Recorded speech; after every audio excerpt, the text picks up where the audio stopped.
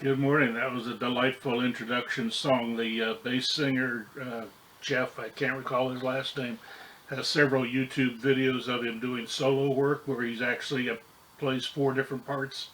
Uh, get a chance to see those. Really interesting to watch. So, good morning. Welcome to football season. Ah, I'm going to be short this morning. I've got places to go, people to see, things to do, games to watch. games to watch. There you go. Let's enter into the fall season here with a little mystery, history, shadow, and fog. Scholars, students, and those who are just a little curious have always pondered one reoccurring mystery. Why do bad things happen to good people? It's God's plan has never been a very satisfactory answer to people who ask questions. In fact, it's God's plan only works as an answer for people who do not ask questions. I present here for your consideration that God's only plan is that we do ask questions. The mysteries woven throughout our lives are there to stimulate thinking, keep our minds active, and stir creativity within us, and by extension, in spirit, since, as you recall, we are all one and the same. A major principle of spirit is creativity. Spirit is in a state of constant growth, ever evolving, creating new from old, new from nothing, and new from itself, all at the same time, in parallel, without contradiction, paradox, or disruption of the space time continuum. It is the simplest of truths and almost impossible to wrap our heads around. If, if we buy into traditional thinking and allow appearances to dictate our beliefs.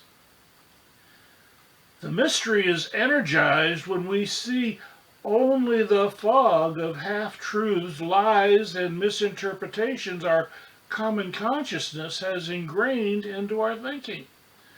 The fog of common consciousness conceals the shadows of our mind, the shadows where we have blocked out the light of our spiritual unity, our internal power, our joy, beauty, and love. The shadows who evidence our denial of our true spiritual nature. Now, fog is a blend of moisture and air, yet fully neither. It's not a solid, it's not a liquid, it's not a gas. It's the perfect analogy for deception. It conceals light but allows our passage through it. The fog blends light and darkness, obscuring shadows, leaving us to wander sightless in the haze. We are lost not because the truth is not there, but because we allow ourselves to see the fog as real.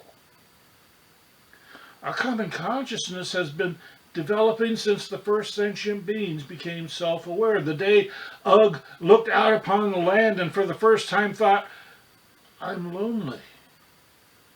Our common consciousness began storing and cataloging our every thought and feeling.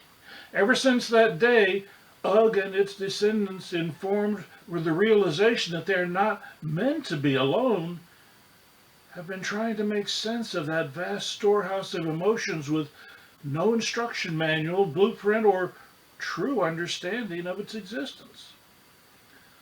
The fog has been energized through time by those who have realized the benefits of obscuring the truth. Those who have gleaned profit by sustaining ignorance, feeding distrust, sowing seeds of despair, and presenting a solution for a price. Solutions that, while appearing on the surface to alleviate a problem, do little or nothing to address the problem's roots. Every fan of Dickens or Doyle knows the streets of Victorian London to be constantly shrouded in thick fog, where footfalls echo like drumbeats, the scurry of a rat in the trash, or the sudden yowl of a disturbed alley cat pierce the heart of an unwary traveler. The fog became an unnamed character in fictional drama, instrumental in setting the mood and tenor of mystery and terror. The fog and its image of mystery and suspense became woven into the common consciousness and resides there still today. But truth tells a different story. The half-truth is that London has a cool climate and frequent high humidity.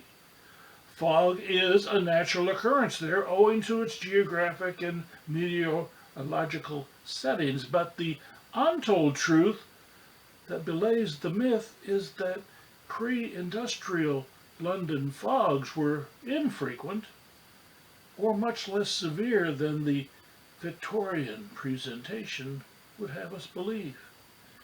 The industrial age and the consumption of coal for cooking, household heating, fueling, steam engines for transport and manufacturing poured tons of smoke into the already dense atmosphere, turning what was already soup into gravy. Torches and gas lamps cast some desired light, but the underlying fear evoked by the fog persisted into the modern era. Now, since post-World War II London moved away from coal as its principal fuel and learned to use coal more efficiently where needed, our hapless traveler seldom finds itself enveloped in more than a token fog-bound adventure. The evolving common consciousness removed one of the key ingredients of the Victorian fog. No one person's prayers lifted the fog, but the fog has lifted. Spirit provided a better fuel and the knowledge to engage it. A prayer spoken by those lost in the fog was answered in a way no one doing the praying could have imagined. Science of mind teaches us to control our experiences by focusing our energy in alignment with spiritual principles. Our practice is to see past the fog, to invite the light, to emphasize our shadows so we can address them and either put them behind us or at least in their place so we can live with them. You see, we don't have to solve all of our problems, but it really helps to understand them, because the understanding is that crucial first step. Understanding that there is a problem. And then Spirit can work on that. And that problem becomes less of an issue. We use our understanding of spiritual power to focus our attention on those spiritual powers. We cannot deny the appearance of bad things happening, but we can use those experiences to develop better options, and we can steer the common consciousness in a better direction, a more spiritually aligned direction. We use the tool of prayer to reinforce our belief, for example, in good health. Never to dismiss ill health or to wish for something to change. That is a common fallacy in traditional prayer. We beg for something to be different than it is. In spiritual mind treatment, we simply acknowledge that perfect health is our birthright. It is the principle of Spirit to be in perfect health. Nothing has to change. Spirit is already perfect. We just need to get back in line with it. We're the ones that have drifted. Spirit is where it has always been. We see the condition in its spiritual light. In the appearance of a health challenge, we embrace an image of perfect health. Then let Spirit do the heavy lifting. Our teaching does not evoke miracle cures, but opens our mind to accept inputs that generate our healthy image experiences. That may be simply an impulse to seek the appropriate medical attention, or it may just be the impulse to skip dessert today, leading to a healthier outcome. And now, if suddenly the pain goes away, the condition clears up, everything is perfect, that's just us seeing our truth. Is it a miracle? We like to call it an ordinary. It's when we stray. It's when we stray that we have these issues. Our folly, however, is in thinking that our evolution has an end date, in thinking that there is a point in which this perfection will be achieved and we can stop working on it. The truth is that our evolutionary migration is eternal, spurred on by an endless cascade of apparent challenges. We often speak of people who wish for death so that their suffering will end. Sometimes I wonder if we just enter into a different room where suffering continues so that we continue to grow.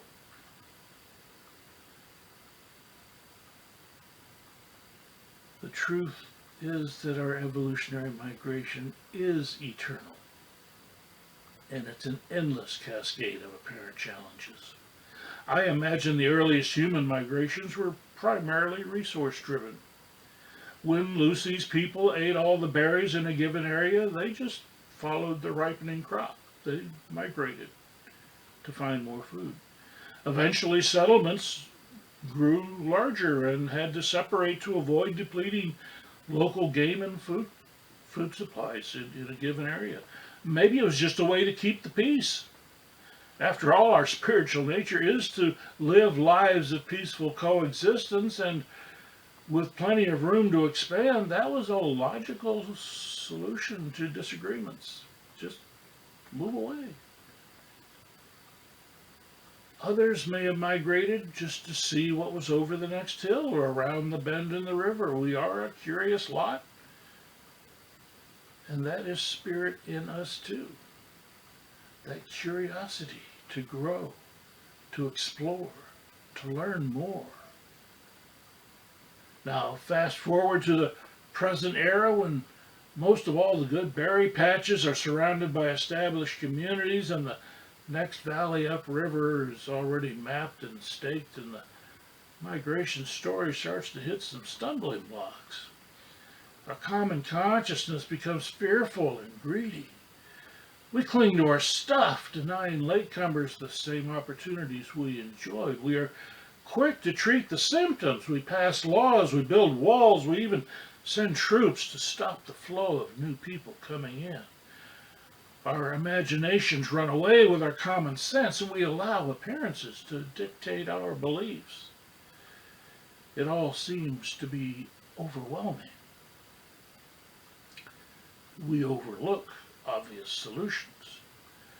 We could figure out why so many people are migrating. Are their crops failing? Maybe we could send them some help and teach them or provide them with the tools they need to grow better crops right there where they are and not have to leave that area. Are their lives in danger? Maybe with some help we can figure out a way to alleviate that danger, or help them move to another area of safety that doesn't necessarily impede our well-being.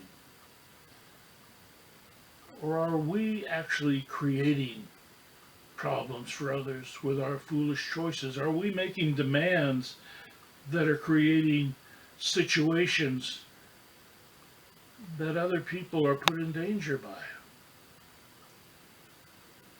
Maybe we can cut through that fog and examine our own shadow for a solution. Regardless of the roots, challenges persist. Spirit does not see good or evil, just a project to work on. So why are we subjected to these challenges in darkness? We long for the light.